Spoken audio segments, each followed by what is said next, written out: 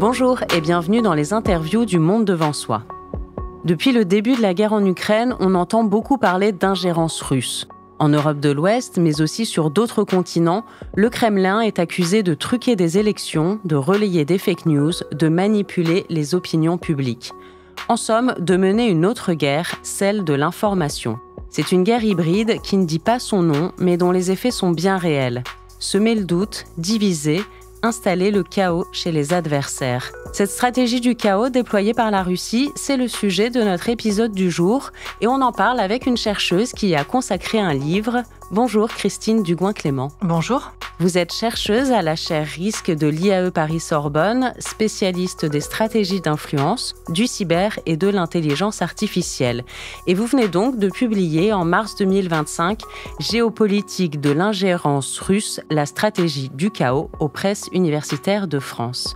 Alors, vous écrivez dans votre livre que ces opérations de déstabilisation ne sont pas nouvelles, que nous, Européens, on en fait l'objet depuis plusieurs années, mais que le rythme de ces opérations s'est intensifié, de même que leur diversification et même la créativité qui est dédiée pour les mettre en œuvre. Alors, est-ce que vous pouvez nous dire à quoi elles ressemblent aujourd'hui, ces opérations d'ingérence russe? Quelle forme est-ce que ça prend concrètement ?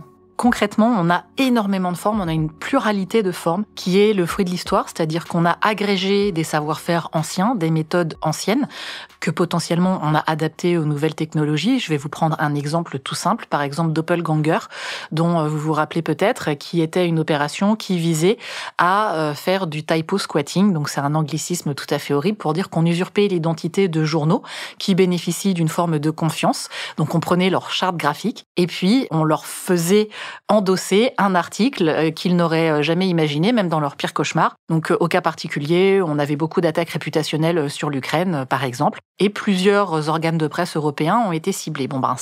Cette espèce d'usurpation d'identité d'un organe de presse, c'est quelque chose qu'on connaissait pendant la période de la guerre froide. Sauf que, à l'époque, on n'était pas numérisé. Donc, on allait faire comment? On allait faire des fausses impressions et ça demandait beaucoup plus de temps parce qu'il fallait rédiger, il fallait imprimer et ensuite il fallait diffuser. Donc plus de temps, plus de coûts et plus de risques de se faire attraper. Mais on a fait quoi? On a pris la même méthode qu'on a adaptée au monde numérique. Donc ça, c'est des vieilles recettes, si j'ose dire, qu'on a simplement modernisées avec les moyens du moment.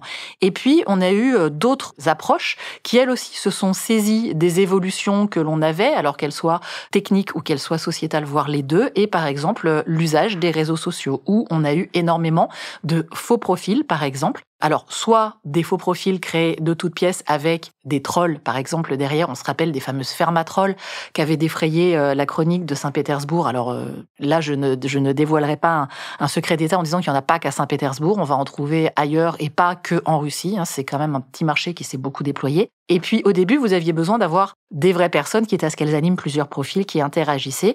Et derrière, on a pu automatiser la chose en utilisant notamment les opportunités données par l'intelligence artificielle. Donc ça, c'est quelque chose que l'on va voir. C'est une double adaptation, finalement, aux techniques. Et puis, on a pu aussi utiliser d'autres techniques. Le trucage de photos, c'est quelque chose de très vieux, encore une fois, pendant la période de la guerre froide, et pour d'autres raisons, parfois des raisons de propagande, y compris internes. Dans le bloc de l'Est, on allait enlever quelqu'un d'une photo, par exemple. Ce genre de choses. Ça demandait un petit peu plus de savoir-faire. Photoshop est arrivé, ça nous a aidés. Et puis, des types d'IA qu'on appelle les GAN, qui permettent de générer des deepfakes, donc ces faux synthétiques hyper authentiques, en tout cas qui paraissent authentiques, sont arrivés. Et là, on a eu une production, encore une fois, contraction dans le temps, et puis qui s'améliore de jour en jour, qui viennent de plus en plus difficiles à détecter, tout du moins à l'œil nu. Donc on s'adapte à ces technologies. On s'adapte aussi au support. On a parlé des réseaux sociaux, on a pu voir que beaucoup de ce qu'on appelait les tweetos, avant que ça devienne X, ont fait une migration sur d'autres plateformes, comme par exemple Blue Sky. On a suivi quelque part la cible. Donc là, on va encore une fois, s'adapter non pas tant à la technologie, mais surtout, au terrain, voire au terrain de chasse. Donc on a pu avoir ce déploiement-là, qui marche avec plus ou moins de succès, parce que les plateformes sont plus ou moins efficaces, elles ont des règles de fonctionnement différentes. On va avoir des déploiements de blogs, par exemple, qui peuvent être le fruit de vraies personnes ou de fausses fondations ou de fausses ONG. Pourquoi ? Parce que une ONG, sur le principe, vous avez un coefficient de sympathie, un coefficient de confiance.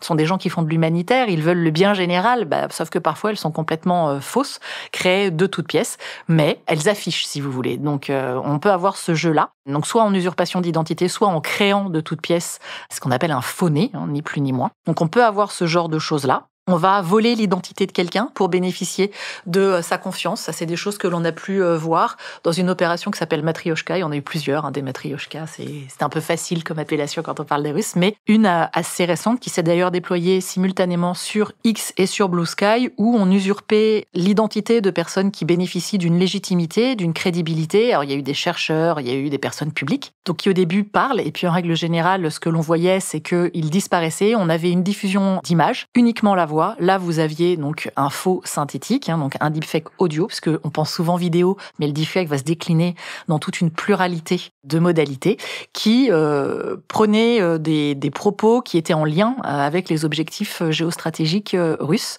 Donc on peut avoir ce genre de choses-là. Donc vous voyez, c'est très divers. Et alors justement, comment est-ce qu'on peut être sûr que ça vient de la Russie ? C'est peut-être un peu naïf comme question, mais puisqu'il n'y a pas de revendication, comment on sait que ce sont bien des opérations qui viennent du Kremlin ? Alors c'est pas du tout naïf, c'est une vraie question. On va avoir plusieurs approches. On va en avoir une qui peut être sujet à caution, qui va s'attaquer à regarder la nature du contenu, le narratif. Est-ce que ça sert toujours une approche ? Est-ce que c'est particulièrement biaisé ? Est-ce que ça reprend de manière immédiate tout ce que l'on va avoir dans une constellation qu'on a pu rattacher au Kremlin ? Est-ce que dans ces groupes-là, dans ces canaux, est-ce qu'on peut les rattacher à des personnes physiques dont on sait qu'ils appartiennent, par exemple, à des services qui sont rattachés au Kremlin ? Je pense par exemple à des services de renseignement comme le FSB, le GRU ou le SVR. Donc ça, quelque part, c'est ce que l'on va rechercher sur un travail d'enquête.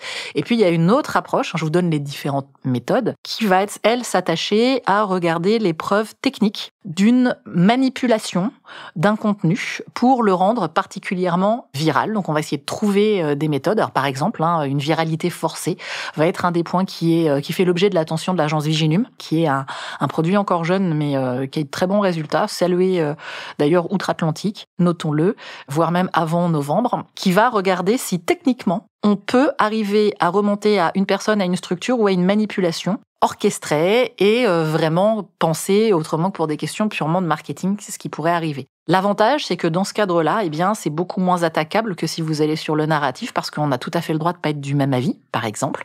Et puis, vous avez des gens qui peuvent sincèrement être des échos d'une désinformation, par exemple, ou d'infos, parce que on peut tous se faire piéger. Donc voilà, le principe est à peu près ici. Parfois, il y a des malfaçons aussi, il y a des petits couacs dans la manœuvre.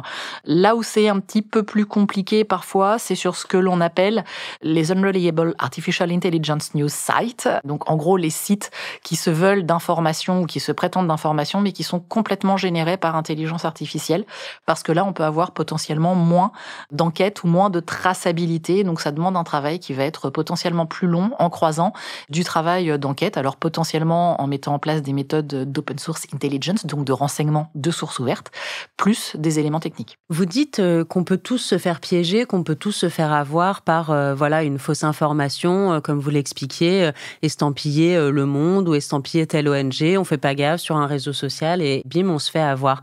Ça m'amène à ma question, elles visent qui ces opérations ? Vous expliquez dans votre livre qu'il y a différentes strates dans la population, des gens qui sont plutôt alliés, des gens plutôt hésitants, des gens carrément opposants. Pour qu'une opération marche, il faut cibler qui ? Qui se fait avoir ? Ça dépend de ce que vous allez vouloir faire. Ceux dont vous parliez avec ceux qui savent pas trop, les indécis, ceux qui sont pour et ceux qui sont contre, quel que soit le sujet, c'est ce qu'on appelle les cartes des acteurs. Il est d'usage de dire qu'on a à peu près 15-20% sur un groupe, quel qu'il soit, qui sera pour, 15-20% qui soit contre. Et puis, finalement, la majeure partie, c'est ceux qui savent pas forcément trop. Donc, ils vont être plutôt proches d'être pour, plutôt proches d'être contre, ou vraiment dans l'indécision complète, mais voilà. Souvent, ce que l'on faisait préalablement, c'était de dire, bon, les sujets qui sont complètement contre, ça va vous demander une énergie énorme d'aller casser leurs certitudes, leurs croyances, etc. pour les ramener près de votre opinion. Vos pour, ce sont quelque part vos avocats. Donc il faut essayer de les garder. Et ce que vous allez cibler sont principalement les indécis. Pour essayer que soit ils viennent vers vous, soit qu'ils ne basculent pas face à ce que vous estimez être des opposants. Donc ça, c'est une approche qui est extrêmement classique, où on va essayer de rallier à sa position. Mais on n'a pas forcément que ça, et c'est ce que l'on voit beaucoup qui va être manié notamment par la Russie. Encore une fois, c'est pas le seul acteur dans le monde de plus en plus concurrentiel des opérations d'influence, mais ça va être d'essayer d'arriver à diviser des groupes sociaux. Donc d'aller lancer des éléments de droite et de gauche qui vont avoir des accroches, c'est-à-dire qu'en règle générale, on part pas de rien, on va essayer de prendre quelque chose qui va parler aux populations en bien ou en mal. On va aller activer, si vous voulez, on va planter une graine dans un terrain qui est en règle générale fertile. Ça marche beaucoup mieux. Et le but, ça va être de diviser et de polariser au maximum. Et puis, à la fin des fins, potentiellement, vous allez essayer de réagréger tous les antis, tous ceux que vous avez réussi à diviser. Et pourquoi est-ce que vous divisez ? Pour une raison très simple, c'est que pour prendre une image, si vous me mettez demain en course à pied face à Usain Bolt, on a assez peu de suspense sur ce que ça va donner. Alors, vos auditeurs ne voient pas mon physique d'athlète, mais enfin, on peut imaginer. Donc, quand vous avez pas la capacité de vous entraîner pour devenir meilleur et que vous savez que vous voulez vraiment gagner et que vous avez pas trop de problèmes d'éthique, de morale, etc., eh bien, vous allez tout simplement essayer de piéger votre adversaire. Donc, vous lui piquez ses baskets, vous lui cassez un genou, vous regardez, vous faites ce que vous voulez. Quand vous vous retrouvez à vouloir empêcher des groupes que vous estimez être vos adversaires, vos opposants, vos ennemis, en tout cas pas du même bord que vous, de prendre une décision qui va à l'encontre de vos propres finalités, vous allez essayer de les diviser. Si vous êtes un État et que votre société civile, votre population, elle est particulièrement divisée, ça sera extrêmement difficile d'arriver à avoir un consensus, quel qu'il soit, pour prendre une décision. Et ça va faire que ça va bloquer votre capacité de prise de décision. Et au-delà, si vous êtes déjà dans la peine pour prendre une décision, poser les actions nécessaires qui vont pas forcément être agréables, c'est encore plus difficile. Et ça va être le fait de diviser au sein de votre population ou de créer une multiplicité de crises pour le groupe que vous allez cibler. Donc parfois, on peut être sur des petits groupes sociaux et parfois, on va être sur des grosses organisations qu'on appelle des États. Une crise à gérer, ça peut ne pas être simple, mais bon, vous en avez 2, ça devient plus compliqué. 3 ou 4, là, vous pouvez vous retrouver complètement submergé par la tâche qui vous attend et être dans cette incapacité vraiment d'agir parce que vous ne faites que réagir et que parer à des urgences successives. Et c'est ça la stratégie du chaos. C'est de semer effectivement un chaos qui vous empêche de bouger. C'est une application d'une vieille règle de physique que je vous épargnerai aujourd'hui, mais qui est celle-là. Et plus vous allez avoir de facteurs différents à gérer, d'opinions différentes à gérer, de positions différentes, plus ça va vous prendre du temps, plus ça sera compliqué. Et ce temps que vous passez là, vous le passez pas à autre chose. Et en plus, ces opérations, elles appuient vraiment sur des failles préexistantes en fait de nos sociétés, ou peut-être en partie, je sais pas, expliquez-nous, mais de ce que j'ai compris, il s'agit d'analyser qu'est-ce qui fait déjà un peu débat ou friction dans la société, en tout cas à un instant T, et puis d'appuyer un peu là où ça fait mal pour exploser les opinions publiques. Par exemple, en France, en ce moment, la question de l'antisémitisme, avec, on l'a vu, différents tags qui ont été, semble-t-il, commandités pour appuyer sur déjà une faille de la société française. Comme je le disais, on part jamais de rien. Parce que si vous voulez que ça prenne, si j'ose dire, ça marchera beaucoup mieux si vous avez déjà une forme de sensibilité. On a pu voir ça au début de l'invasion massive de l'Ukraine entamée par Moscou. Il y a eu une très grosse vague au mois de mars de diffusion de petits mèmes, donc cette petite photo avec une phrase choc, une punchline, qui ont ciblé différentes zones géographiques. Donc les Occidentaux, au sens large, Europe, Canadiens, Amérique du Nord, ont été ciblés, mais n'ont pas forcément été toujours la pointe de tungstène du schéma. Par contre, on a eu beaucoup sur le continent africain, on en a eu beaucoup sur le continent indien, on en a eu beaucoup au Moyen-Orient, et on avait des narratifs différents et des langues différentes. On allait rappeler le débat du Cachemire en Inde, on allait activer le double standard au Moyen-Orient, on allait sur l'anticolonialisme, l'antimondialisme, par exemple, sur le continent africain. Pourquoi ? Parce que vous avez déjà une population qui est sensible à ça, et que vous allez avoir des acteurs qui sont déjà dans cette mouvance-là. Donc si vous avez de vraies personnes qui bénéficient d'un auditoire qui a confiance, qui reprend vos éléments et qui les rediffuse, vous bénéficiez d'une caisse de résonance assez importante, non négligeable, et en plus, vous allez utiliser le coefficient de confiance de cette personne.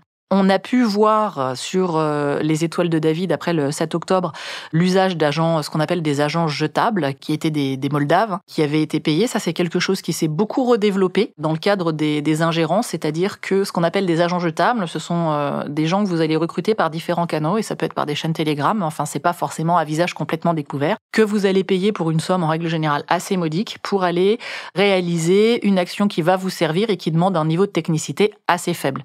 Faire un pochoir, ça va, je veux dire, on n'a pas besoin de faire des études de biochimie, par exemple, comme pour aller assumer faire une tête nucléaire. On n'est pas sur le même niveau. Et la double avantage, c'est que s'ils se font prendre, somme toute, c'est pas très grave, d'où la terminologie de jetable. Ils savent pas forcément pour qui ils travaillent, en tout cas, quel est le commanditaire initial, donc ça vous donne un petit brouillard de la guerre. Clausewitz, si tu nous entends, c'est pour toi. Et puis ça vous permet un déni plausible. Ça vous coûte peu cher. Et le gros intérêt, quand vous allez essayer de prendre des gens qui sont sur le territoire de l'Union européenne ou quand il y a des accords de libre circulation des personnes, c'est qu'ils peuvent se déplacer avec beaucoup de facilité sur le territoire. Donc on a tout cet ensemble-là, si vous voulez, qui fait qu'on a eu cette restructuration.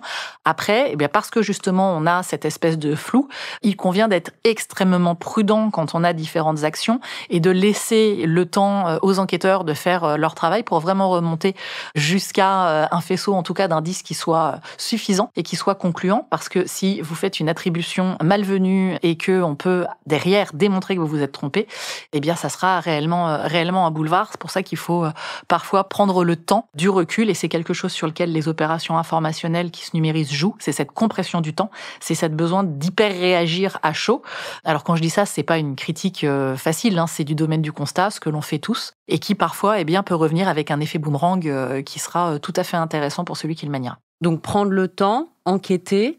Justement, quelle réponse est-ce que les États démocratiques peuvent apporter à cette ou ces stratégies du chaos pour protéger leurs institutions, leurs citoyens, puis leurs forces étatiques quand même ? La position du Kremlin, encore une fois, c'est pas forcément le seul acteur, mais c'est celui auquel on s'intéresse aujourd'hui, parce qu'on pourrait dire que j'ai des manies, non, j'ai des spécialités. C'est pas tout à fait la même chose. On est estimé comme étant faible parce qu'on est facile d'accès. Parce qu'on a cette approche démocratique où, effectivement, c'est Voltaire, je crois, qui disait « Je déteste vos idées, mais je me battrai pour que vous puissiez les exprimer ».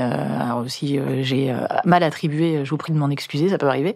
On est sur cette approche-là de dire on est sur des sociétés très ouvertes. Donc effectivement, on peut rentrer.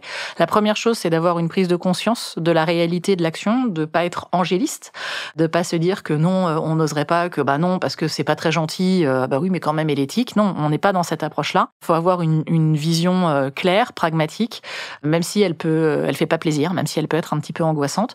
Derrière, avoir une mise en place de structures, on a parlé de Viginum tout à l'heure, ça me semble quelque chose d'important. Alors c'est pas forcément la solution à tout. On a tout ce qui aide l'éducation aux médias pour essayer de prendre le temps, c'est nécessaire. C'est pas un seul élément, en fait, qui va permettre de le faire. Il faut vraiment travailler sur non seulement plusieurs aspects, avec plusieurs partenaires. Donc, on voit qu'il y a des travaux qui se mettent en place, qui sont en interministériel, parce que ça peut pas être une seule structure qui va être en capacité de le gérer, qu'il y a des passerelles qui se font avec des acteurs de la société civile, de plus en plus nombreux, de différentes natures, des associations, des journalistes qui peuvent eux-mêmes être ciblés, parce que si un journaliste reprend une fausse information et la diffuse, comment vous dire que c'est un peu un Graal, parce que vous allez blanchir cette information, malgré vous. Il y a ce ciblage-là. Tous ceux qui font de la vérification, ce qu'on appelle le fact-checking, ont pu être ciblés aussi par une autre opération Matrioshka. Donc on va avoir ce besoin-là d'arriver à savoir que on a ce temps-là, essayer d'arriver à prendre du recul avec le temps, ce qui est peut-être la chose la plus compliquée à faire, déjà parce qu'on n'y est plus habitué, parce qu'on a un rythme de vie qui fait que, et parce qu'on a un rythme d'événements qui ne fait que s'accélérer avec une actualité géopolitique et stratégique qui est assez folle depuis ces derniers temps. Et puis, ça veut dire aussi travailler pour que on puisse renforcer la capacité et la technique de pouvoir détecter des informations. Donc, on a un savoir-faire humain, on a un travail d'éducation, de recul, de tout ce que l'on pourra faire, s'habituer à refaire du travail de fond, d'enquête, être en transdisciplinaire, et là, je parle notamment pour la recherche, parce que de même que ça peut pas être une seule structure quand on parle d'État qui va gérer parce que ça demande des compétences différentes. Quand on travaille sur ce genre d'action, on va avoir des gens qui vont travailler en informatique, on va avoir des gens qui vont être beaucoup plus en psychologie, on va avoir des gens en relations internationales, en géopolitique, en stratégie. Donc voilà, ça oblige à penser les choses de manière différente et décloisonnée. De même qu'on a eu une contraction du temps et où finalement les frontières peuvent être traversées par l'approche numérique, c'est d'ailleurs une des beautés de la chose, et il va falloir qu'on fasse la même chose. Et qu'on soit surtout extrêmement réaliste sur le fait que c'est une vraie conflictualité. Merci beaucoup Christine Dugouin-Clément de nous avoir aidé à prendre le temps et pour ces analyses-là sur l'ingérence russe effectivement, mais pas seulement. On en parlera peut-être dans un autre épisode. Je rappelle que vous êtes chercheuse à la chaire risque de l'Institut d'administration des entreprises Paris-Sorbonne et que votre livre Géopolitique de l'ingérence russe est paru en mars 2025 aux Presses universitaires de France. Merci beaucoup. Merci à vous.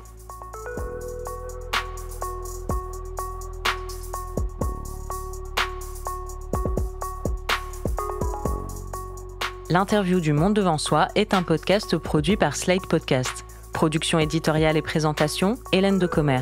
Prise de son, montage et réalisation, Aurélie Rodriguez.